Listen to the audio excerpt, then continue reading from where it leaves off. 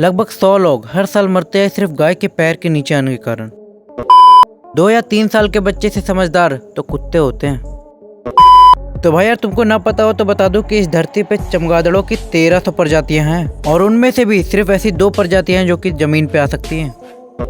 क्या आपको पता है कि पोलर बियर खब्बू होते हैं, बोले तो लेफ्ट हैंडेड। क्या आपको पता है कि जो मंगोल्स थे वो घोड़े का खून पीते थे। क्या आपको पता है कि बिल्लियाँ कोई भी मीठा चीज़ टेस्ट नहीं कर सकती।